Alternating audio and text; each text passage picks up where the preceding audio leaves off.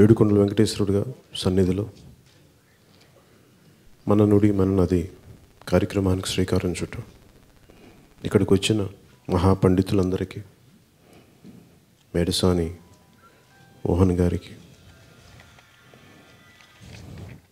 సముద్రాల లక్ష్మయ్య గారికి, శ్రీ మేడసాని మోహన్ గారికి, శ్రీ గోవింద్ గారికి, శ్రీ దామోదర్ నాయుడు గారికి, శ్రీ కరుణానిధి గారికి, ప్రొఫెసర్ వెంకటేశ్వరం గారికి, మాట్లాడిన ప్రతి పెద్దలకి, ప్రతి ఒక్కరికి పేరు పేరున మీ అందరికీ పార్టీ తరపున మీ అందరికీ నా హృదయపూర్వక నమస్కారాలు. ఈ సమావేశం వెనుక ముఖ్య ఉద్దేశం సరైన మాతృభాషని సరిగా రాదు నాకు. నా మాతృభాష అయిన తెలుగు నాకు రాకపోవటం, మాట్లాడలేకపోవటం, దాని తాలూకు అందాన్ని, దాని తాలూకు శబ్దాన్ని నేను అర్థం చేసుకోలేని స్థాయిలో నేను ఉన్నానని అని చెప్పుకోవడానికి నాకు నిజంగా అవమానంతో నేను చాలా సంవత్సరాల నుంచి, అంటే మీ అందరికీ తెలియజేసుకుంటుంది ఏంటంటే, నేను ఇంటర్మీడియట్తో చదువు ఆప్ చేసుకోవాల్సి వచ్చింది. దానికి కారణం నాకు తెలియని ఇంగ్లీషు, నా మాతృభాష కాని ఇంగ్లీషు. టీచర్లు ఏవో చెప్తారు. ఇందాక అమ్మ మీ పేరు నాకు గుర్తు రావట్లేదు, మమతా గారు చెప్పినట్టుగా మన పరిసరాల్లో కానీ తల్లి గర్భంలో నుంచి ఉన్నప్పటి నుంచి మన శబ్దాలే వింటాం. తల్లి శబ్దాలు, మన చుట్టుపక్కల వాతావరణం, తల్లి స్పర్శ, ఇవన్నీ మాతృభాష కూడా అట్లాంటిదే. అలాంటి నాకు చిన్నప్పుడు వీధిబడిలో చదువుకున్నాను గోపాల్ నగరంలో. సడన్గా నన్ను తీసుకొచ్చి అలా చిన్న చిన్న బడుల్లో, తెలుగు బడుల్లో చదువుకుని నన్ను తీసుకొచ్చి నెల్లూరు తీసుకొచ్చి ఒక ఇంగ్లీష్ మీడియం స్కూల్లో పెడితే నాకు అర్థమయ్యేది కదా ఇంగ్లీష్. తర్వాత కొంత అర్థం చేసుకొని ప్రయత్నం చేసుకునేటప్పటికి అసలే నాకు మ్యాథమెటిక్స్లో రాదంటే మళ్ళీ దాన్ని ఇంగ్లీష్లో చెప్తే సబ్ట్రాక్షన్ అంటే అర్థం తెలియదు నాకు, క్యాలిక్యులస్ అంటే అర్థం కాదు. ఇలాంటి ఎన్నో ఇబ్బందులు పడి చదువు మీద నాకు విరక్తి వచ్చేసి చదువుకోలేని స్థితికి వెళ్ళిపోయాను నేను. చదువు నాకు విజ్ఞానాన్ని, జ్ఞానాన్ని ఇవ్వాలి కానీ భయాన్ని ఇవ్వకూడదు నాకు. వీటన్నిటికీ మూలం నేను ఇంట్లో మాట్లాడే భాష, దానికి సంబంధించి నాకు చదువులో లేనప్పుడు టీచర్కి వెళ్ళి నేను ఇంగ్లీష్లో ప్రూవ్ చేసుకోవాలి అంటే, నాకు తెలియని భాషలో మిగతా విద్యార్థులు మాట్లాడుతున్నప్పుడు కొంతమంది, మాకు ఇంట్లో అలాంటి వాతావరణం లేదు, మేము సామాన్యమైన తెలుగు మనుషులం మేము. మా నాన్న వాళ్ళు పెద్ద కూర్చోబెట్టి పిహెచ్డీలు చదివిన వ్యక్తులు కాదు, మా అమ్మ ఇంగ్లీష్లో మాట్లాడదు. అలాంటి నాకు ఈ ఇంగ్లీష్ మీడియాలు ఇవన్నీ చెప్పేటప్పటికి నాకు నిజంగా ఇబ్బంది పడిపోయి నేను చదువును వదిలేసే పరిస్థితికి వచ్చాను. నాకు జ్ఞానం కావాలంటే నేను సహజంగా నేర్చుకుంటాను. నేను సొంతంగా నేర్చుకుంటాను తప్ప టీచర్లకు కానీ పరీక్షలకు కానీ నేను ఉండనని చెప్పేసి నేను బయటకు వచ్చేసి ఎంతో కొంత నేను ఇప్పుడు ఈ స్థాయికి, మాట్లాడగలిగే స్థాయికి నేను వచ్చానంటే అది కేవలం స్కూల్లో వదిలేసి వచ్చిన తర్వాత నేను నేర్చుకున్నది. స్కూల్లో ఉన్నప్పుడు మనకు ఓనామాలు నేర్చుకున్నాను తప్ప, లేదంటే ఆల్ఫాబెట్స్ నేర్చుకున్నాను తప్ప మిగతా నేను నేర్చుకోలేకపోయాను. ఎందుకంటే ఆ భయంతో. ఈ రోజున ఆంధ్రప్రదేశ్ ప్రభుత్వాన్ని నడుపుతున్న, ఇక్కడ నాయకత్వం పెడుతున్నది ఆంగ్ల మాధ్యమం అనే గురించి పెడుతుంటే నాకు దాని మీద వ్యతిరేకత లేదు నాకు. కానీ భయం ఏముందంటే, మన భాషని, అంటే నాకు మేడసాని మోహన్ గారు ఆయన శతావధానం, సహస్రధానం చేస్తుంటే దాన్ని నాకు ఆస్వాదించే శక్తి నాకే లేదు. అంటే ఆయన ఏదో కొద్దిమంది హీరోయిన్ల పేర్లు చెప్తే నాకంటే ఆ స్థాయికి నేను ఆయన స్థాయికి పెరగాలి, కానీ ఆయన జనం స్థాయికి వచ్చి ఈ సహస్రావధానం చేస్తుంటే ఆ స్థాయికి వచ్చారంటే అది నిజంగా నేను చాలా సిగ్గుపడుతున్నాను. అందుకే నాకు భాషలో ఉండే జ్ఞానం, పాండిత్యాన్ని ఆస్వాదించే శక్తి నాకు లేకపోవడం, ఆ శక్తి లేకుండా చేసింది సమాజం. రాష్ట్ర విభజన, మనకి ఆంధ్రప్రదేశ్ భాషా ప్రయుక్త రాష్ట్రంగా ఏర్పడ్డ తర్వాత పొట్టి శ్రీరాములు గారి బలిదానంతో ఏర్పడ్డ రాష్ట్రం, తెలుగు మాట్లాడే ప్రజలకి తెలుగు రాష్ట్రం కావాలి అని చెప్పి మనకి తెలుగు తర్వాత రాష్ట్రాన్ని సాధించుకున్నంత ఊపు తెలుగు భాషని పరిరక్షించుకునేంత ఆ నాయకత్వానికి లేకుండా పోయింది. ఈ రోజున ఇప్పుడున్న ప్రభుత్వం ఒక్కటిదే తప్పు కాదు, తరతరాలుగా పొట్టి శ్రీరాములు గారి బలిదానాన్ని, దాన్ని నిర్లక్ష్యం చేసిన ఫలితం ఇది. ఆయన ఎందుకు చనిపోయారో దాన్ని మర్చిపోయి రాజకీయాల్లో కొట్టుకుని, పదవుల కోసం కొట్టుకొని నా తరం నష్టపోయాం. నాకు సిగ్గుపడుతున్నాను, నేను నిజంగా బాధపడతాను. తెలుగులో ఎక్కడో నేను షేక్స్పియర్ గురించి ఎందుకు చదువుకోవాలి? షేక్స్పియర్ అన్నది మొత్తం అన్నిటికీ ప్రమాణం. కాళిదాస్ గారు లేరా? తిక్కన గారిది నేను అలా చదువుకోను, నాకు అర్థం కాదే, నాకు చెప్పేవాళ్ళు ఎవరు లేరే. ఈ అముక్త మాల్యద నేను అర్థం చేసుకొని దీన్ని నేను ఆస్వాదించగలిగే శక్తి నాకు లేదే. ఇది నేను దీనికి నేను అవమానపడుతున్నాను, దీనికి సిగ్గుపడుతున్నాను. ఇందాక పెద్దలు మీరు మాట్లాడుతూ ప్రభుత్వాలు తెలుగును పరిరక్షించాలా అంటే నాకు ప్రభుత్వాల మీద నమ్మకం లేదు. ఎందుకంటే ఈ రోజున ఇప్పుడున్న వ్యక్తులు, జగన్ రెడ్డి గారు పేరు తీసుకోవడం కూడా సరైనది కాదని, ఇప్పుడున్న ప్రభుత్వం కూడా కాదు, దశాబ్దాలుగా గత ప్రభుత్వాలు నడిపిన వ్యక్తులకే దానికి శక్తి లేనప్పుడు ఈ రోజున కొత్తగా వీళ్ళు ఏదో చేస్తారని నేను అనుకోవట్లేదు. ఈ రోజున తెలుగు మాధ్యమాన్ని వీరు తిరిగి అలాగే కంటిన్యూ చేసినప్పటికీ తెలుగును పరిరక్షించుకుంటామా, దీని తాలూకు శక్తిని మనం అర్థం చేసుకుంటామా, మన తెలుగు అక్షరమాలలో సరిగ్గా ఉచ్చారణ చేయగలిగితే ఎంత శక్తి ఉన్నది నాకు తెలుసు. అది ఎందుకంటే నా పేరుని నాకు ఉచ్చరించే శక్తి నాకు తెలిసేది కాదు. నాకు చిన్నప్పుడు నా పేరు కళ్యాణ నాకు తెలీదు. మా వదిన తిట్టింది, నీ పేరు అలా అలా అలా ఉంటుంది అనేది.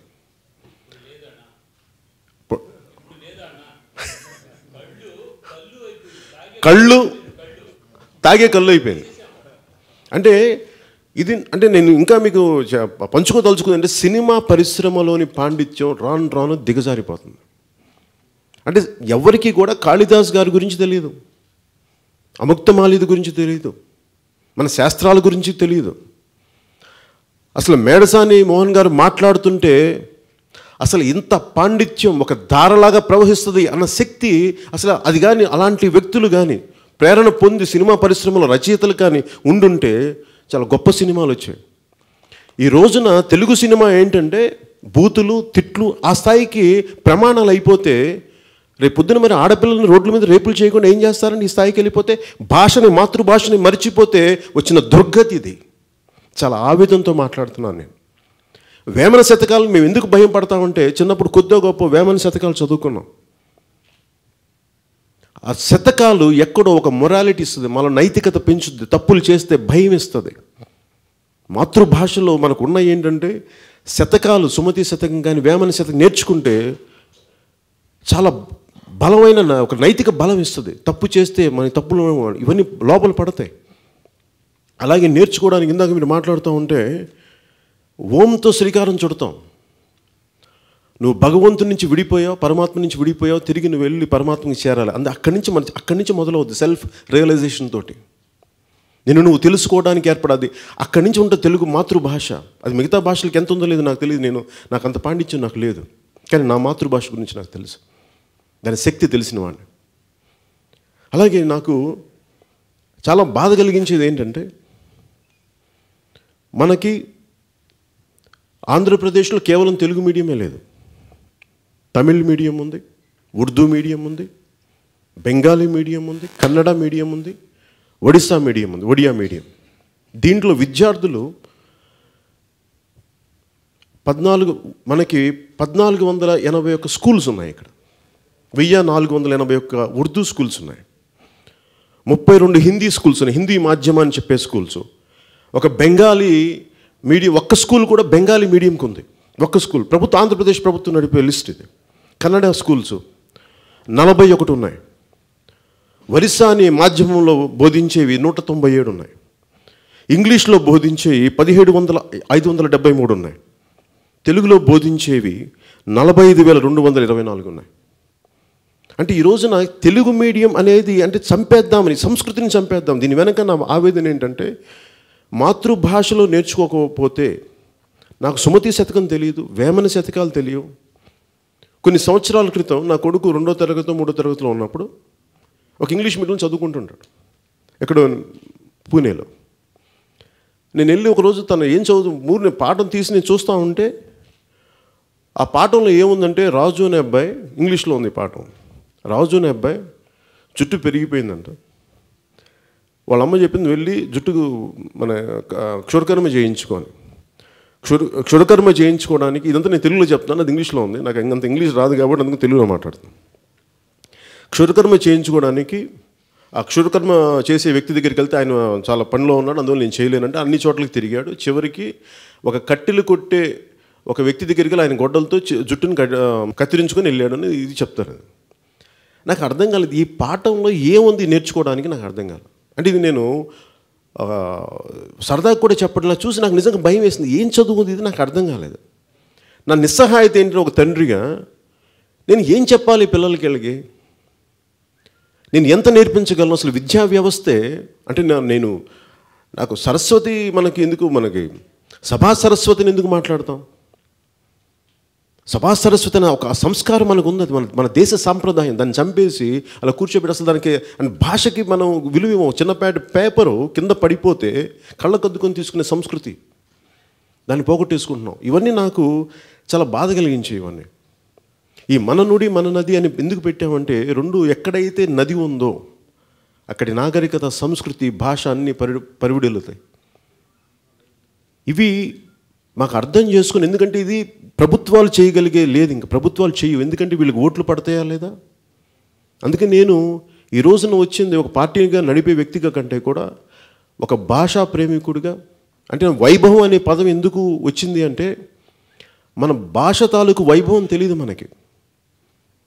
ఒక మేడసాని మోహన్ గారు మాట్లాడుతుంటే నాకు హృదయం ఉప్పొంగింది. ఇంత ఆనందం రాదు ఏ భాషలో విన్నా కానీ, నాకు తెలియదు. ఎందుకంటే ఇది నా మాతృభాష, నాకు అర్థమవుతుంది.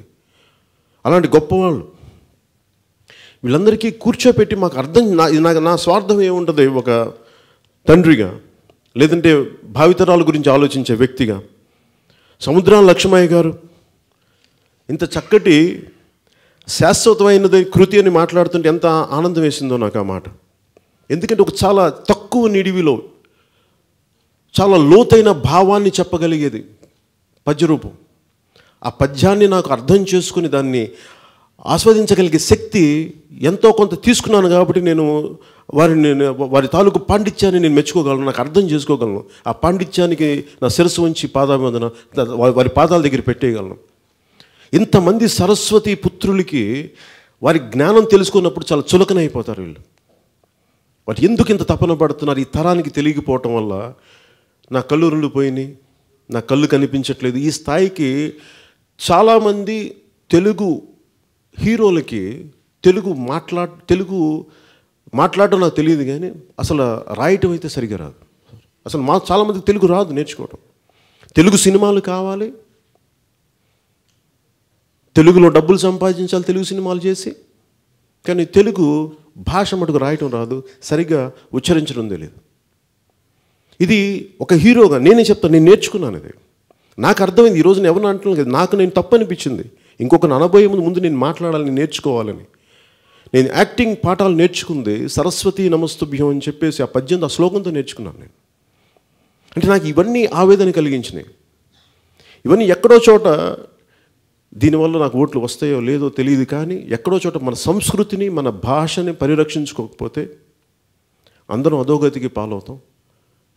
ఒకప్పుడు మేడసాని గారు లాంటి పెద్దలు ఉండేవాళ్ళంట అని చెప్పి అది కేవలం ఆ స్థాయికి వెళ్ళిపోయిందంటే మన సమూలంగా జాతి చచ్చిపోయినట్టే. ఎంతో కొంత ఆయన పడ్డ కష్టాన్ని ప్రతి ఒక్కరు అన్ని రకాలుగా దీన్ని ఒక పరంపరలాగా వెళ్తే, మన జాతి గురించి, మన భాష గురించి వెళ్ళకపోతే ఇది మనందరం అన్యాయం చేసిన వాళ్ళు అవుతాం. అందుకే నేను ఇది ఎందుకు తీసుకున్నానంటే, నేను ప్రత్యేకించి ఇది ప్రభుత్వాలు చేసేది కాదు, ఇది ప్రజలు చేసేది, ప్రజలు నడిపేది, ఇది విద్యావేత్తలు నడిపేది, సరస్వతి పుత్రులు నడిపేది, పండితులు నడిపేది, ప్రొఫెసర్లు నడిపేది, విద్యావేత్తలు నడిపేది. ఒక తల్లి తన బిడ్డకి ఏమి చెప్పుకోవాలి, తన హక్కు అది. ప్రభుత్వానికి హక్కు లేదు. తన బిడ్డని ఏ భాషలో చదివించుకోవాలి, ఏ మాధ్యమంలో చదివించుకోవాలి. ఈ రోజున ప్రభుత్వానికి కూడా ఒకటే చెప్తున్నా, ఏ మాధ్యమంలో చదివించుకోవాలో తల్లిదండ్రులకి చెప్పండి. అది హక్కు, వాళ్ళకి ఆ స్వేచ్ఛను ఇవ్వండి వాళ్ళకి. అంతేగాని మీరు ఏ మాధ్యమంలో చదువుకోవాలో మీరు ఏం చేయాలో మేము అడగట్లేదు. కనీసం మా చదువులు మేము చదువుకున్న నాకు స్వేచ్ఛ కల్పించండి మాకు. ఈ రోజున ప్రభుత్వం 64,631 ప్రభుత్వ పాఠశాలలు నడుస్తున్నప్పుడు దాంట్లో దాదాపు 8 మాధ్యమాలు ఉన్నాయి, 8 భాషా మాధ్యమాలు ఉంటే కేవలం ఒక తెలుగు మీద ఎందుకు పడ్డారు? ఇప్పుడున్న ప్రభుత్వం మాకు అర్థం కాదు. అలాగే మీరు ఉర్దూని తీసేస్తున్నారా? ఉర్దూ మీడియం తీసేస్తున్నారా? ఒక్క స్కూల్ బెంగాలీ మాధ్యమానికి ఒక్క స్కూల్ ఉంది. ఒక్క స్కూల్ నడుపుతున్నారా మీరు? మరి ఇన్ని దాదాపు 45,000 పైగా పాఠశాలలు ఉంటే మీరు దాని మీద ఎందుకు దృష్టి పెట్టారు? ఒక్క పాఠశాల ఉన్న బెంగాలీని మీరు కంటిన్యూ చేస్తున్నారు ఆంధ్రప్రదేశ్ ప్రభుత్వం. ఒడియాన్ మీరు 197 స్కూల్స్ ఉన్న ఒరియా మాధ్యమాన్ని మీరు కంటిన్యూ చేస్తున్నారు. కన్నడాని 41 కన్నడ మాధ్యమంలో స్కూల్స్ని మీరు ముందుకు తీసుకెళ్తున్నారు. 32 హిందీ మాధ్యమం స్కూల్స్ని మీరు ముందుకు నడిపిస్తున్నారు. 1481 ఉర్దూ పాఠశాల, మీరు ఉర్దూ మీడియం పాఠశాలను ముందుకు నడిపిస్తున్నారు. కేవలం తెలుగు మీద మీరు ఎందుకు పడ్డారు? దీని వెనక మాకు చాలా ఆవేదన ఉంది. తెలుగుని చంపడానికి మీరు కంకణం కట్టుకున్నారు. మీరు తెలుగుని, ఇది భాషా సరస్వతి, జ్ఞాన సరస్వతి. ఇది తెలుగు భాష మూలాల్ని మీరు చంపేస్తే తల్లి సరస్వతి పుస్తకాలు, తాళపత్రాలు గ్రంథ పట్టుకునే సరస్వతి అపర దుర్గాదేవి అయిపోతుంది. మిమ్మల్ని సమూలంగా తీసేస్తుంది. భాషల జోలికి రాకండి. తెలుగుదేశం మనకి ఇప్పుడున్న ప్రభుత్వాలకి చెప్తా ఉన్నాం, దయచేసి మీరు భాషల జోలికి రాకండి. తల్లిదండ్రులకి అవకాశం ఇవ్వండి, వారు ఏ మాధ్యమంలో చదివించుకోవాలి. అలాగే ఇందాక పెద్దలు మాట్లాడుతూ ఉంటే ఇన్ఫ్రాస్ట్రక్చర్ గురించి మాట్లాడుతూ ఉన్నాం. ఈ రోజున నిన్న కూడా సభలో చెప్పాను, మీ దృష్టికి తీసుకొస్తూ ఉన్నాను. ఒక 14 ఏళ్ళ ఆడబిడ్డ కర్నూలులో స్కూల్ కానీ వెళ్తే ఒక రోజున అమ్మాయి తల్లిదండ్రులకి ఫోన్ వచ్చింది, అమ్మ మీ అమ్మాయి పడిపోయిందని. వెళ్ళి చూస్తే బిడ్డ ఊరేసుకుని చచ్చిపోయింది. ఏంటంటే రేప్ చేశారు, సామూహికంగా మానభంగం జరిగింది, చంపేశారు. అలాగే ఈ రోజున ఎక్కడికి వెళ్ళినా, నేను అరకు లోయల్లోకి వెళ్ళాను, గిరిజన పాఠశాలకి వెళ్ళాను. అక్కడ ఆడబిడ్డలతో మాట్లాడితే వాళ్ళు అనేది ఏంటంటే, అన్న మా హాస్టల్స్కి గోడలు ఉండవన్న, రాత్రిపూట పడుకునేటప్పుడు మాకు భయం వేసి చాలామంది ఆకుతాయిలు వచ్చి రాళ్ళు విసిరేస్తూ ఉంటారు. మీరు ఇందాక మాట్లాడుతున్న ఇన్ఫ్రాస్ట్రక్చర్ గురించి మాట్లాడుతుంటే నాకు అదే గుర్తొచ్చినాయి. అసలు ముందు ఆడబిడ్డలకి మానప్రాణ సంరక్షణ ఉండాలి. మధ్యాహ్నం భోజనానికి ఏంటంటే ఖైదీల్లాగా వెళ్ళి ఏదో కూర్చోబెట్టి ఏంటి వడ్డించలేరా మీరు బిడ్డలకి? మీరు అవి చూడండి. ఫస్ట్ బస్సులు ఈజీగా ఇంటికి వెళ్ళి చాలా సుఖంగా ఇంట్లోంచి బయలుదేరి తిరిగి స్కూల్కి వెళ్ళి తిరిగి ఇంటికి రాగలిగేంత సౌకర్యాలు, బస్సు సౌకర్యాలు కల్పించండి మొదట. ఇవన్నీ వదిలేసి మీకు ఇంగ్లీష్ మాధ్యమంలో పెట్టేస్తే మీకు అద్భుతం అయిపోద్ది అని అనుకుంటే, మరి ఇంగ్లీష్ మాధ్యమంలో చదువుకునే వ్యక్తులు మరి జైలుకి ఎందుకు వెళ్తారు? మరి ఆ ప్రశ్న కూడా నేను అడగాలి. అందుకని ఇంగ్లీష్ మాధ్యమమే అన్నిటికీ సమాధానం అనే ఒక తప్పుడు సంకేతాలను సమాజంలోకి పంపిద్ది. ఎందుకంటే నేను ఇంగ్లీష్ మాధ్యమంలో చదువుకున్నందుకు నేను సిగ్గుపడుతున్నాను. ఎందుకంటే నేను ఈ రోజున తపన పడుతున్నాను, ఒక ఆంగ్ల పదం లేకుండా తెలుగు మాట్లాడడానికి నేను తపన పడుతున్నాను. ఈరోజు నా మాతృభాషలో నేను మాట్లాడాలి అంటే నేను పదాలు వెతుక్కునే ఒక నా ఆలోచన నన్ను చంపేస్తుంది, నన్ను కలిచివేస్తూ ఉంది. అందుకని ఆంగ్ల పదాలు లేని తెలుగుని మాట్లాడాలి, తెలుగుని సంభాషణ జరపాలి అంటే ఆ స్థాయి నాకు లేకుండా పోయింది. మాట్లాడితే చాలా ఒక అసహజమైన తెలుగు అయిపోయింది. నా మాతృభాషలో నేను మాట్లాడాలంటే ఒక అసహజమైన వ్యక్తి భాష కింద చేసేసారు అందరూ కలిసి.